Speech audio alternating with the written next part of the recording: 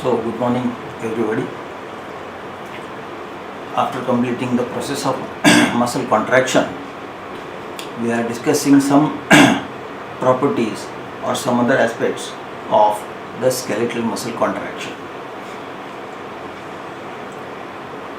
These are the topics we have already started discussing. The properties of the skeletal muscle, the types of contractions, isotonic, isometric, the types of muscle fibers, then the concept of oxygen debt and the electromyogram and the rigor mortis. These properties I have just enumerated here. They are all similar to those of the nerve fibers. Right.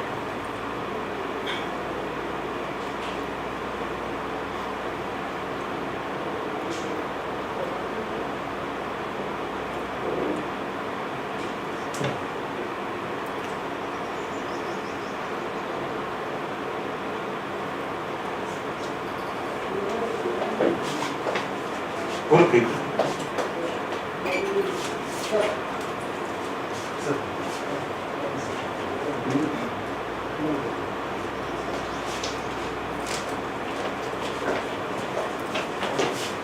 Slide पहिलीच slide आहे मी इकडे पुढची घेतली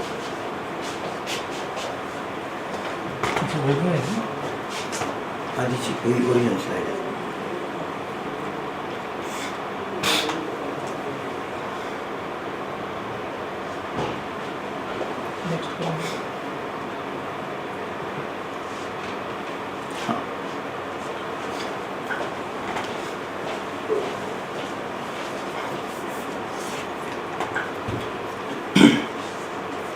So we are discussing the types of contractions, isotonic contraction and isometric contraction. The word iso means same and tonic pertains to the tension in the muscle fiber. So this is a type of contraction in which the muscle develops a certain tone or tension and it remains throughout the contraction. Here the tension generated in the muscle by the contractile components exceeds the load that is opposing or the load that is attached to the muscle, and therefore because the force exceeds the weight that is attached or the load that is attached, the muscle will shorten. A skeletal muscle with 1 square centimeter cross sectional area can develop roughly 4 kilograms of force in complete tetanus. You know, if repeated stimuli are given to the skeletal muscle, the muscle remains in a state of contraction which we call as complete tetanus. If we hang or attach a 3 kilogram weight from that muscle and stimulate it, the muscle will shorten. This is because 4 kilograms is the force or the tension that can be achieved in that particular muscle, and the load that is attached is 3 kilograms, which is less than the tension that can be developed, and therefore the muscle will shorten, and this is called as isotonic contraction.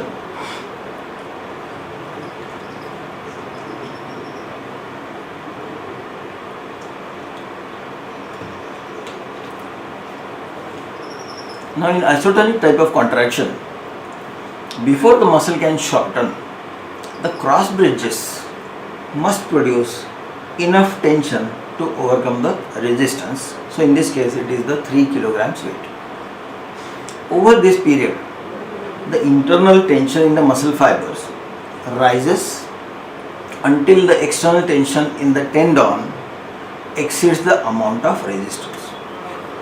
So when the muscle has to shorten, there has to be sliding of actin and myosin, and as they start sliding, they start stretching the elastic fibers that are present in the muscle tendon, which we already discussed as the series elastic component. So as the muscle starts shortening, the tension in the series elastic component also goes on increasing, and once this tension is able to overcome the weight, the muscle starts shortening.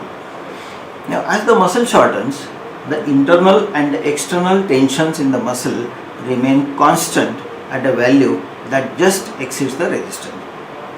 So the force that is developed by the muscular contraction is such that it just overcomes the resistance, and therefore the muscle can shorten. This is the mode of recording of isotonic contraction. You can see the muscle has been isolated here, skeletal muscle. We usually use the frog gastrocnemius muscle here. One end of the muscle is fixed, the other end of the muscle is connected to a lever.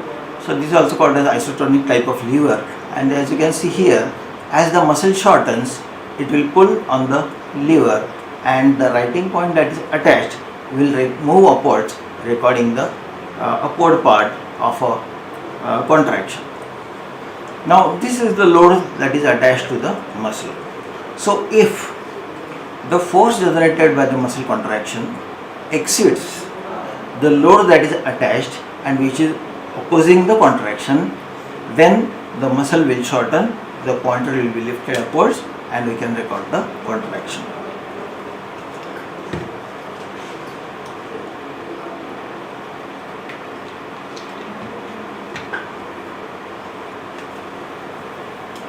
Now here it is similar to this. As you can see, only the figures are a bit different. Here it is presumed that this particular muscle is capable of generating a tension equivalent to 25 kilograms.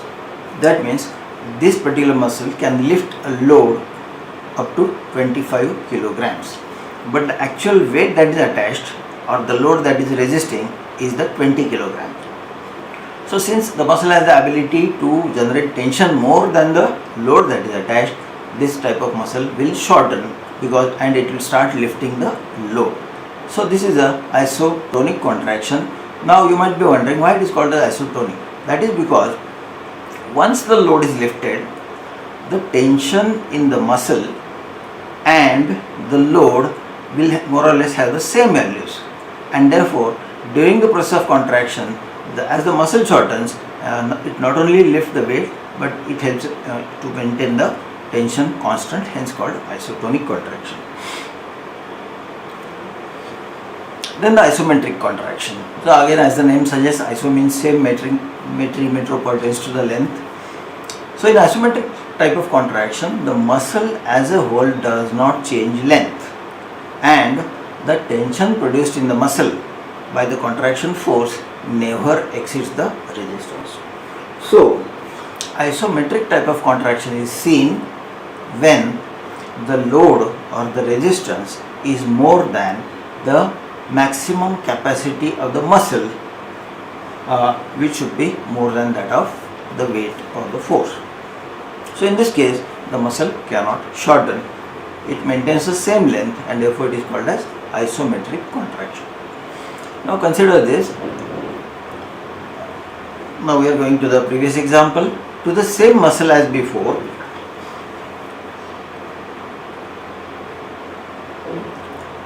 yes, this is the number I was talking about, and that is 4 kg force in this particular example. So here, to the same muscle which can generate a force of 4 kg, we attach a load of 6 kilograms. What will happen? Although the cross bridge is formed and the tension rises to the peak values in the muscle cannot overcome the resistance of the weight, because the weight attached is more than the force that the muscle can generate by its contraction, and therefore the muscle cannot shorten. So in this type of contraction, even though we call it contraction, there is no contraction of the muscle remains the same length. So this type of contraction is called as isometric contraction.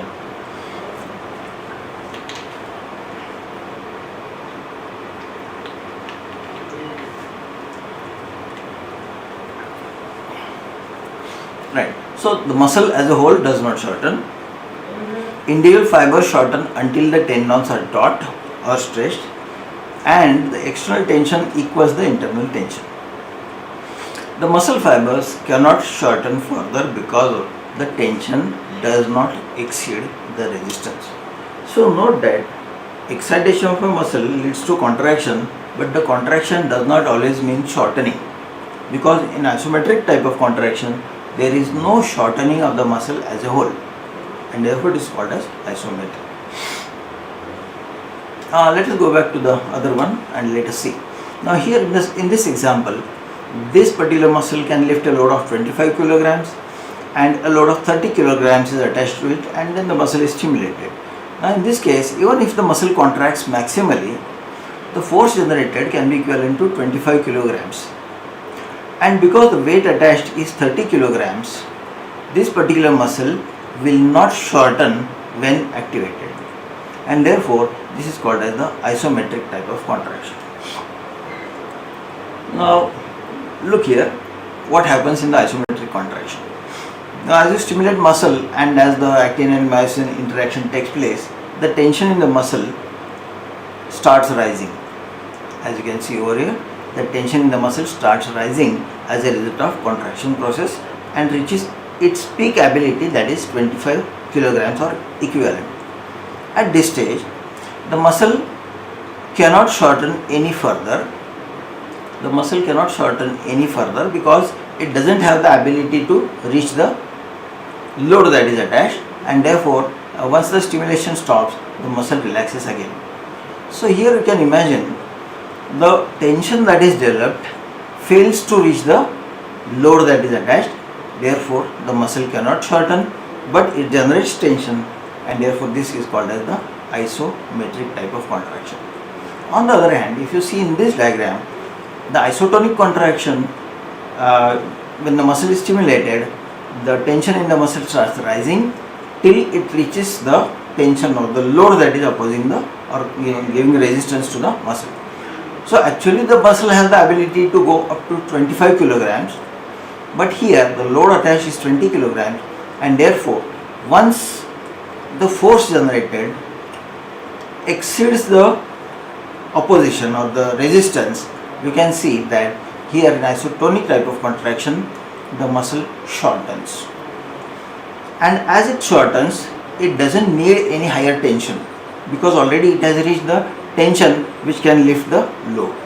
So here you can see, once it reaches this level, the muscle tension remains constant throughout the stimulation. After that it relaxes. So here, when the load exceeds the capacity of the muscle, it gives rise to isotonic type of contraction, and here when the load attached exceeds the force that can be generated, then there will be no contraction as such. The muscle doesn't shorten in length, and tension of course arises.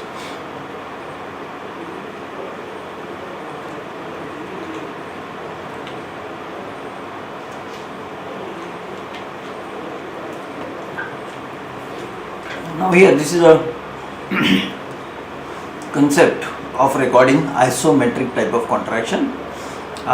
Here the muscle that is isolated, it is fixed at one end with a clamp, and at the other end is attached a thread, and this thread passes over an electronic force transducer. You can see this one is the electronic force transducer, which detects the tension in the muscle, one end of which has been fixed. So this is called as isometric contraction, and this transducer or force transducer converted into electrical impulses, and the electrical impulses are fed into the cathode ray oscilloscope, and then you get the basic level of the muscle tension, and then it goes on increasing. It goes on increasing, reaches a peak, and then again relaxes. So note that this is a graph not of shortening, but it is a graph of tension that is developed in the muscle. And here also you can see that the muscle is not shortening. The muscle is kept in previous length by the hook that is attached, and whatever is the tension that is generated is recorded or is converted by the force transducer, and it can be recorded in the form of a simple muscle curve.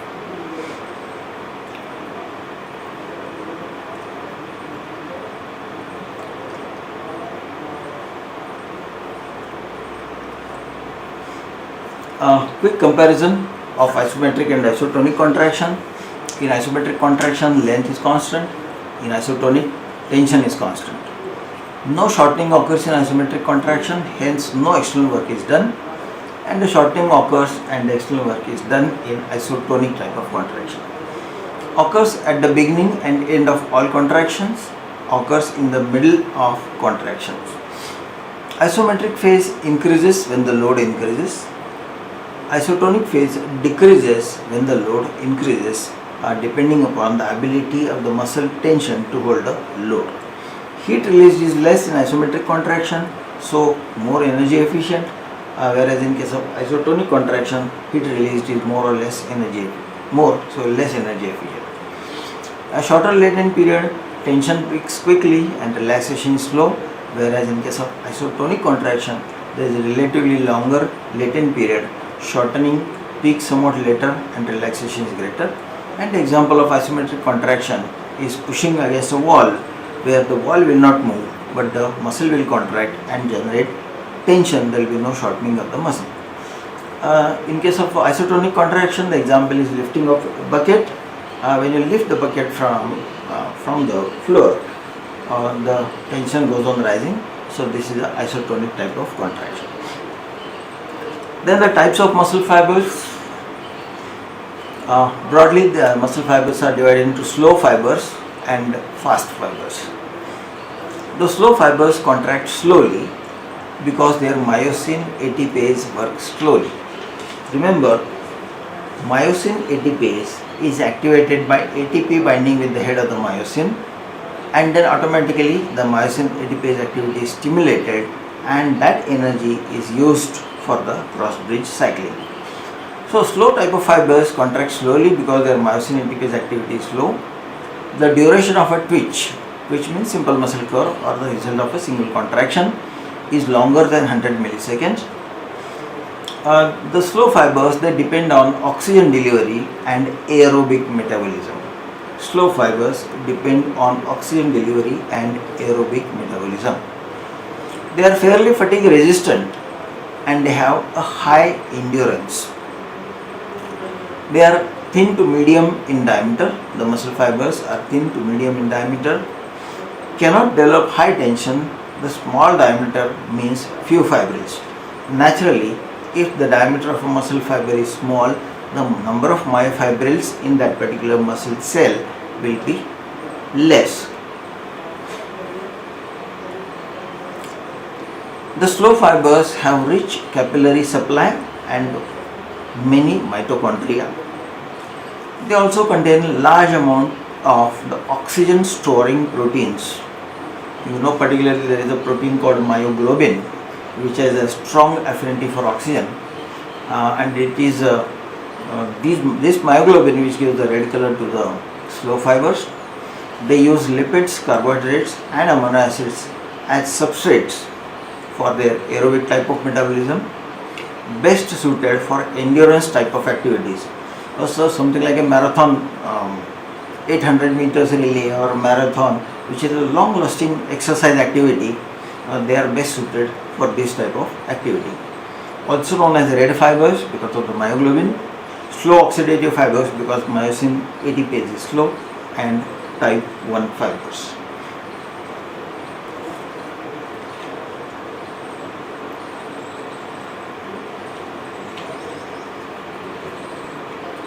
The fast fibers, so named because they can contract in 0.01 second or even less after stimulation. Fast fibers are large in diameter. They contain densely packed myofibrils, have large glycogen reserves and relatively few mitochondria. So here you can see the overall picture of the fast fibers.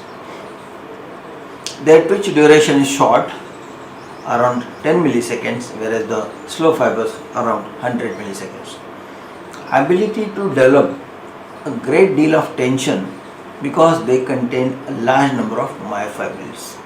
So here, because the fiber diameters are more, because they contain more myofibrils, they are able to develop a greater tension as compared to slow fibers.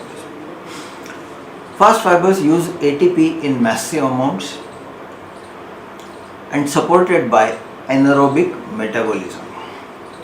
These fibers also fatigue rapidly. They are also known as fast fatigue fibers, fast glycolytic fibers, or white fibers. They are best suited for short-term power activities like jumping, the high jump, running for a short distance like the 100 meters dash and so on. So where the activity of exercise is intense but for a shorter duration, fast fibers are more useful, whereas the slow fibers are more useful for that activity which lasts longer with the consumption relatively less. There is a subtype of type 2.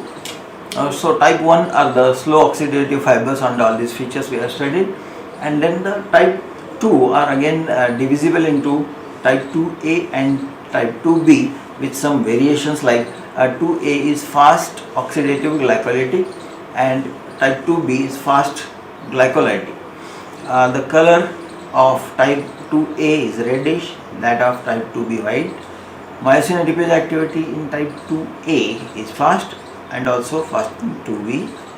Calcium pumping capacity of the sarcoplasm high here in type 2A as well as 2B. Diameter in case of type 2, large diameter, and that's why we said that they also contain more myofibrils. Glycolytic capacity is high here in both these types.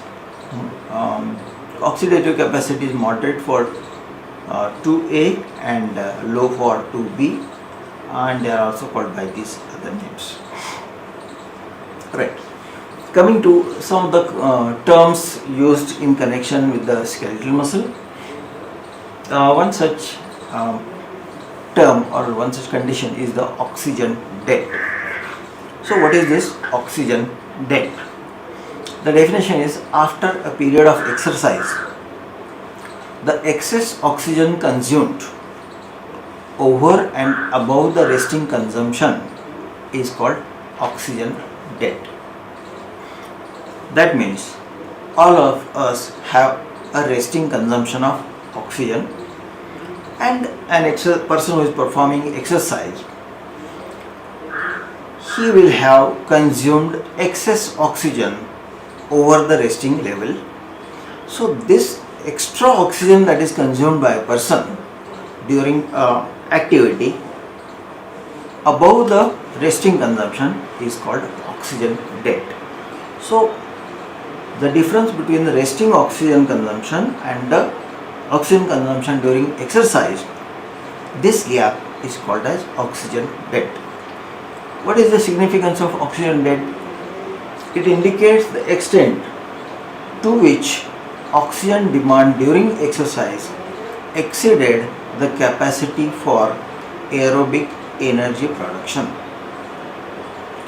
It indicates to what extent the oxygen was consumed over and above the resting oxygen consumption. Now, why is there oxygen debt? What is the problem? Especially in short but intense activities, there are certain factors contributing to this oxygen debt. One is utilization of stored oxygen in the body, and where from the oxygen is obtained. Number one, 0.5 liters of oxygen is present in the air in lungs. This is equal to functional residual capacity in case of whenever we plot the spirometry. Number two, 0.25 liters of oxygen is dissolved in the body fluids. Number three, 1 liter oxygen combined with hemoglobin, that also can be utilized, and 0.3 liters of oxygen stored in myoglobin that is present in these fibers. So totally it comes to about 2 liters. So stored oxygen is utilized equivalent to about 2 liters during heavy exercise above the resting level.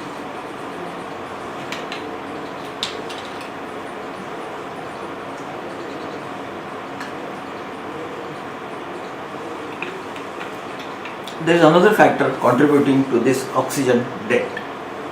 This is the depletion of phosphagen system, like the creatine phosphate. So these high energy compounds are utilized here, and therefore there is a depletion of oxygen from this system, and hence the debt. Thirdly, the lactic acid produced by anaerobic glycolysis. So this lactic acid should be converted back into the pyruvate, and therefore this consumption will also require some oxygen. So all these factors are contributing to oxygen debt during exercise. What are the types of oxygen debt? There are 2 types of oxygen debt. One is called as alactic acid oxygen debt, and the other one is the lactic acid oxygen debt.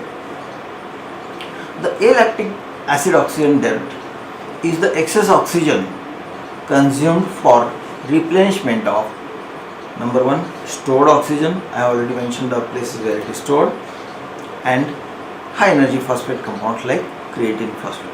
So alactic acid oxygen debt is the excess oxygen consumed for replenishment of stored oxygen and creatine phosphate. It occurs immediately after heavy exercise for few minutes, and the oxygen uptake remains high. So here we can see in the diagram where the rate of oxygen uptake in liters per minute is plotted on the vertical axis, and the time is plotted on the horizontal axis. Now you can see here, this is the time at 0 time the person has started performing the exercise, and during exercise he has consumed a high amount of oxygen during the period of exercise. Now so oxygen debt has been developed, and now that debt has to be repaid. So after the exercise is over, as shown over here in at number 4 minute, the oxygen consumption starts or continues to rise, and initially the alactic acid or alactic acid oxygen debt is repaid. This amount could be, depending upon the severity of exercise, it could be 3.5 liters, and in this phase the oxygen that is consumed at the end of the exercise is used to replenish the alactic acid oxygen debt. After that, the lactic acid oxygen debt starts. So the body first pays back the alactic acid oxygen debt, and then the lactic acid oxygen debt. This is the excess oxygen consumed to remove the lactic acid to pyruvate. So whatever oxygen is required for a long-term activity, the lactic acid has to be converted into pyruvate. So whatever oxygen is consumed in this process is called as lactic acid oxygen debt. It comes after alactic acid oxygen debt, which means first the alactic debt is paid by the body, and then the lactic acid debt. Oxygen consumption is lower but lasts for a longer time. So as you can see here, the alactic acid debt is higher but lasts for a short time. On the other hand, the lactic acid oxygen debt, it is less in quantitative oxygen replenishment, but the duration is very long. So over a longer duration, it still helps in paying the lactic acid oxygen debt. Right. Then electromyogram or the EMG.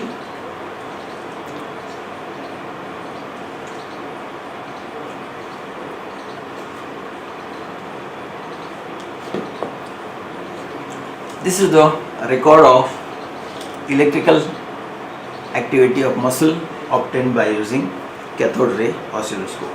So we record that electrical activity of the muscle in an electromyogram. Method of recording, it can be recorded in two ways. One is by using surface electrodes and second is by using needle electrodes or the coaxial electrodes. The surface electrodes can be disc shaped or cup shaped electrodes placed on the surface of the body over the muscles. This recording can be made unipolar or bipolar. Where unipolar, when there is only one recording electrode, the other one is neutral, or bipolar across two points. The needle electrode or coaxial electrode contains the two electrodes one inside the other. So here the needle electrode is inserted into the muscle fiber for coaxial electrode, and surface electrodes can be put on the surface. The electrodes are then connected to a physiograph or a cathode ray oscilloscope through the amplifier. Now, the recording of the record of the electromyogram, there is no electrical activity recorded in the resting state of the muscle. So when the muscle is not contracting, when the muscle is not stimulated, there is no electrical activity. Before a muscle contracts, the electrical activity generated by excitation of motor units produces motor unit potentials. So the activity of the muscle starts producing the motor unit potentials. Each motor unit potential is a biphasic or a triphasic wave. Biphasic means some part going above the baseline, some part going below the baseline with two components. Or sometimes you may get triphasic wave, that is, it will have one ascending, one descending, and again third ascending, and so on. So this it can be a triphasic wave. It has an amplitude of around 0.5 to 3 millivolts and a duration of 5 to 10 milliseconds. So you can see here these are the records of muscle contractions. Actually, this is a record of electrical activity taking place in the muscle when it is stimulated, and the muscle contraction actually occurs a little later. So here also you can see the tall multi-unit potentials. Now, as the force of contraction increases, as the force of contraction of muscle increases due to recruitment of motor units, the amplitude and the frequency of electromyogram waves goes on increasing due to summation of electrical activity. Now the word recruitment means inclusion. So if a greater force of contraction is created, there has to be recruitment of more number of motor units into the process of contraction. We already know the concept of motor unit. Motor unit means the motor neuron present either in the spinal cord or brainstem, its axon, and the number of muscle fibers supplied by that particular axon together form one motor unit. And as the force of contraction has to be increased, more number of motor units are activated, and therefore the frequency of EMG waves goes on increasing, height also goes on increasing. Here you can see the EMG in case of a joint movement where the joint flexion can be carried or the joint extension can be carried, and the electrodes are kept over the flexor and extensor muscles, and you can see that this is the EMG recorded from extensor muscles, this one, and this is the EMG recorded from flexor muscles, this one. Now you can see here, when the extensor muscles are contracting, virtually there is no response or there is no record at the time of contraction. Then when the extensor muscles are relaxing, when there is no contraction, the flexor muscles are showing multiple EMG waves. So this proves is what we call as reciprocal innervation. Reciprocal innervation says that when the flexor muscles of a limb are contracting, the extensors must relax, or when extensors are contracting, the flexors must relax. Why so? The answer is very simple. If the flexor muscle has to contract, the extensor muscle has to be stretched. and therefore in order to allow any motor activity, when the flexors are showing electrical activity, extensors are not showing any electrical activity, and when the extensors are showing excess activity, the flexors are relaxed. Clinical uses of electromyogram. It can be useful in the diagnosis of myasthenia gravis, where you will get low voltage motor unit potentials. Then lower motor neuron disease, absence of initial small multi-unit potentials. Peripheral nerve injuries, where if the nerve is injured or particularly if the nerve is severed, then the impulse transmission will be blocked and you may not get any activity. And neuritis, that is the inflammation of the nerve. Sometimes we see some other types of contractions in the EMG. One is called as the fasciculations and fibrillations. Fasciculations are the spontaneous generation of electrical activity due to irritation of degenerating nerve fiber, as in poliomyelitis or in case of root compression. So when this happens, there is generation of this spontaneous electrical activity. Fibrillations are the contractions of individual muscle fibers after denervation. So these may be seen in the muscle supplied by these anti-horn cells, anti-horn cell disease, or in case of damage to nerve fibers. Rigor mortis.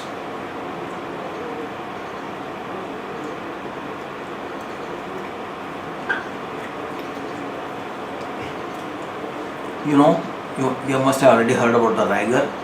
Rigor is a state of sustained contraction, and mortis pertains to death. So this is a state of sustained contraction occurring in skeletal muscles of the body after death. So rigor mortis is the rigor or the sustained contraction of skeletal muscles after death. Now what is the cause of rigor mortis? After death, the ATP synthesis stops, and therefore the ATP is not available for, number one, detachment of heads of myosin from actin. Remember, we have already discussed that the ATP not only provides the energy source for the contraction, but it is also essential for detachment of head of the myosin from actin. So detachment of heads of myosin require ATP. Secondly, ATP is also required for pumping out calcium ions from the sarcoplasm into L tubules or the longitudinal tubules, so that actin and myosin remain bound together, and hence there is no relaxation. So for the detachment of head of the myosin from the active side, you have to have ATP binding, and therefore if ATP production is reduced, then the detachment of head of myosin does not occur. Secondly, since the pumping of calcium ions into the sarcoplasm is also reduced, and therefore some of the calcium ions remain in the sarcoplasm, and therefore they also help in continued attachment of head of myosin to the actin, and therefore there is no relaxation of muscle, and therefore it is called as rigor mortis. The timing and sequence of appearance begins in 2 to 3 hours after death, and maximum stiffness is seen in 12 to 18 hours. The sequence of rigor mortis. How are the muscles affected? First the muscles of the lower jaw, then the muscles of the face, then the neck, thorax, abdomen, upper limbs, and finally lower limbs is the normal sequence of occurrence of rigor mortis for these areas, for muscles of these areas. Disappearance of rigor mortis, it occurs in 24 to 36 hours. It is due to autolysis of tissue. So here, after 24 hours, the lysosomes, as you know, they become unstable. So the lysosomal enzymes are released into the sarcoplasm, and therefore there is autolysis of the tissue. What are the changes occurring in the muscles? Number one, the muscle becomes stiff or rigid because the heads of the myosin are attached to the active sites of actin. The muscles become shortened because of this process of shortening. There is loss of translucency of muscle, so they move towards the opaque side. The glycogen content disappears because all the glycogen has been consumed, and the pH becomes acidic due to accumulation of acids. Factors modifying rigor mortis. Number 1. Exercise prior to death hastens the onset of rigor mortis. Exercise prior to death hastens onset of rigor mortis. This is because the ATP that is there in the muscle fibers has already been consumed, and the ATP concentration has fallen to a very low level, and therefore this leads to rigor mortis earlier because the ATP has been consumed even during exercise. Hot climate enhances the rigor mortis by perhaps stimulating the enzyme activity, and the cold climate delays the onset of rigor mortis. Arsenic, which is a chemical substance, can also hasten the rigor mortis. What is the importance of rigor mortis? The medico-legal importance is that the extent of muscles showing rigor mortis helps to fix the time of death. I'll repeat. We know the sequence of rigor mortis, how it is going to occur. We also know when the rigor mortis is going to disappear. We also know the sequence of the disappearance of rigor mortis in different parts. So, the extent of muscle showing rigor mortis helps to fix the time of death. So, that is the clinical importance of rigor mortis. These are the various textbooks that I have used as references for preparation of this class.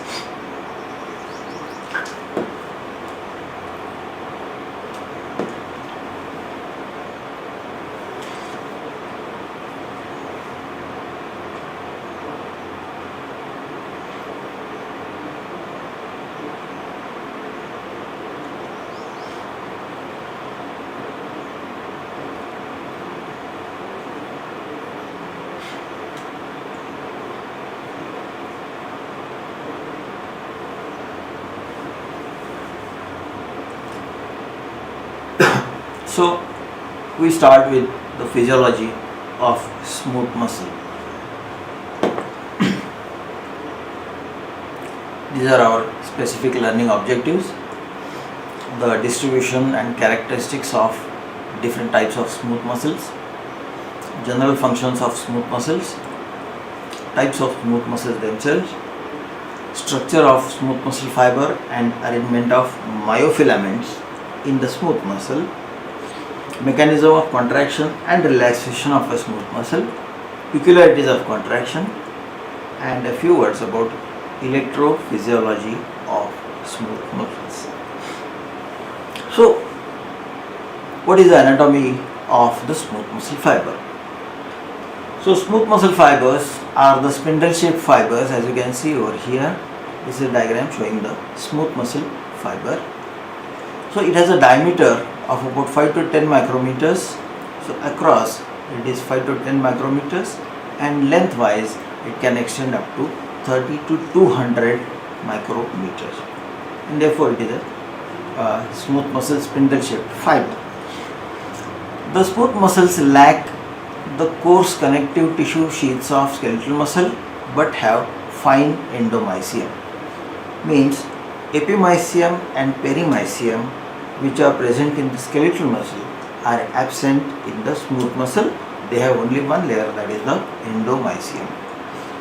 Then the smooth muscles are generally organized into two layers. One is the longitudinal layer and the other one is circular layer. The smooth muscle fibers are being very close to each other. The smooth muscles are also found in the walls of the hollow organs, like the gastrointestinal tract, the urinary bladder, etc., etc.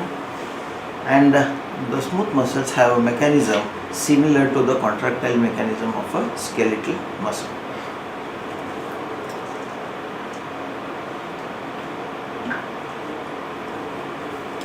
So the smooth muscle cells are the uninucleate cells. Remember, skeletal muscle cells are multinucleate cells. They contain a centrally placed nucleus. You can see here the nucleus of one cell, this is that of another, and so on. Usually centrally placed nucleus. They lack any visible striations. So in case of skeletal muscle, we see those cross striations because of the arrangement of the Z disc and the actin and myosin filaments. But here there are no visible striations. In fact, that is why they are called as smooth muscles. They have sarcoplasmic reticulum, but it is not well developed.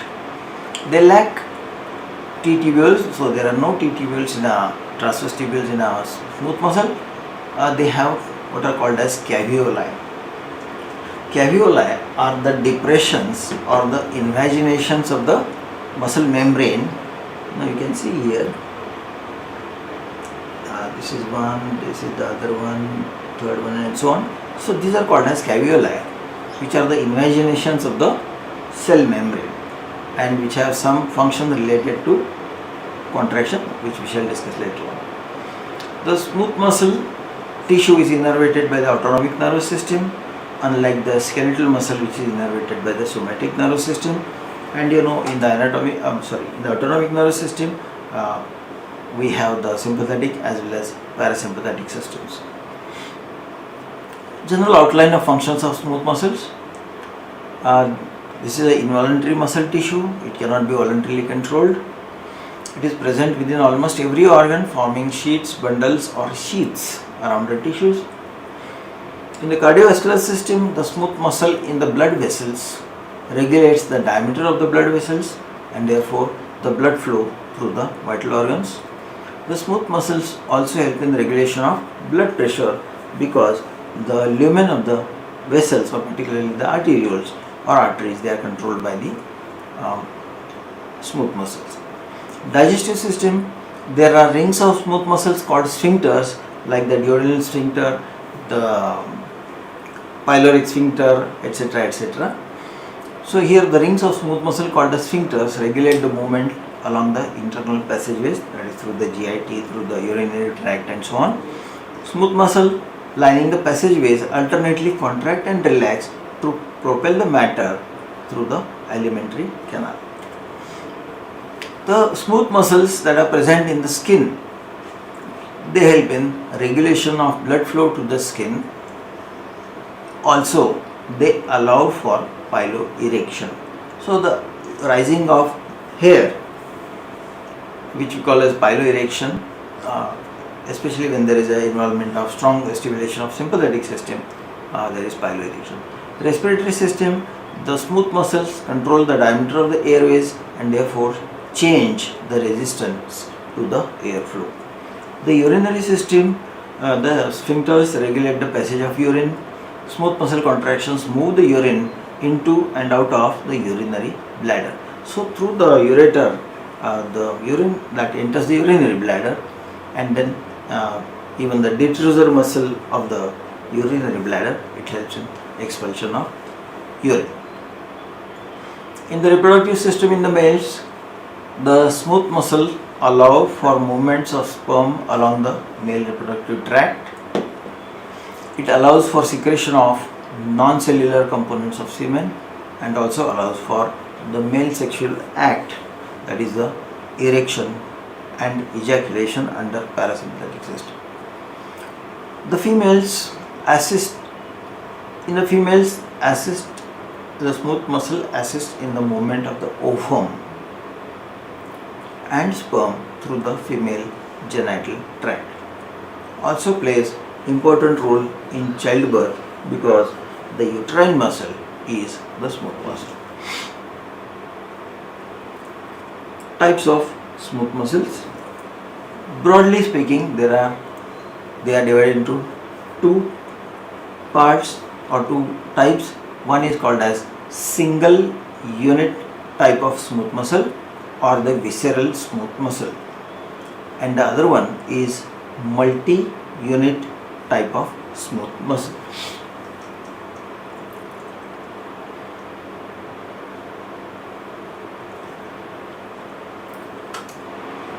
The single unit type of smooth muscle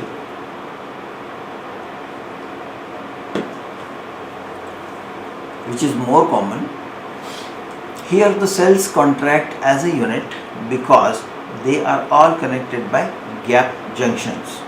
So here we can see these are the individual smooth muscle cell. This is one, this is the other one, this is the third one, fourth one, and so on, with a central blue colored nucleus that is shown over here. And in this case there are certain connecting links which we call as gap junctions.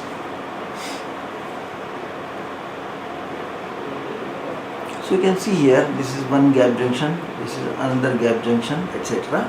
And because of these gap junctions, which are the protein complexes that span the membrane of the two cells, especially made up of connexons, allowing the passage of ions between them, that is allowing the depolarization of one cell to cause the depolarization of another.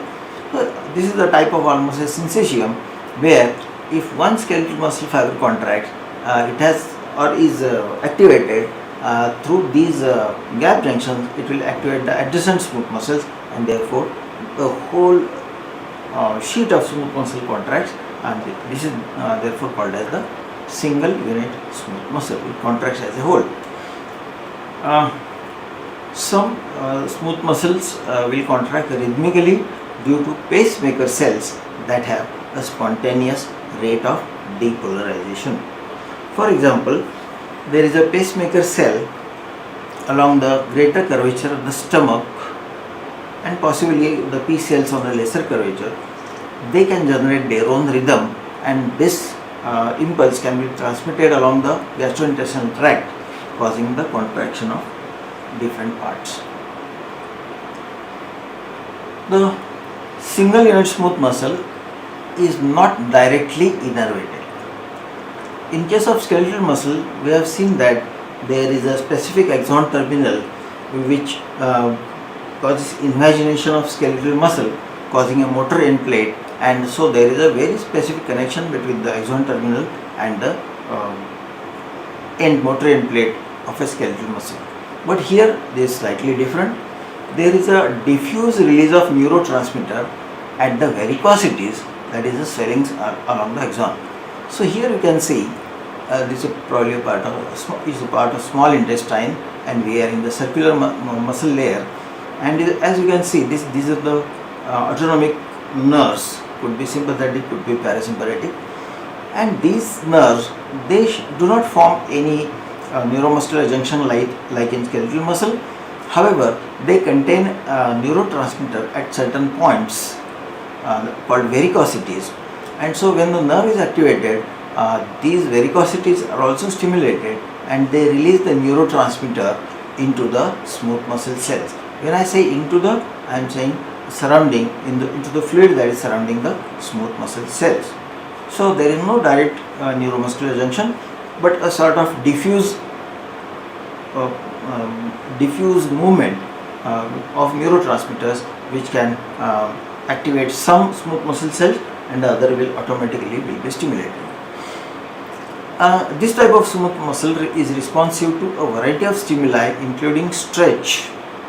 So it could be in the gastrointestinal tract, it could be in GIT and so on, and concentration changes of various chemicals. This type of smooth muscle is found in the walls of the digestive tract, urinary bladder, and some other organs, which we shall will continue to discuss this in the next class.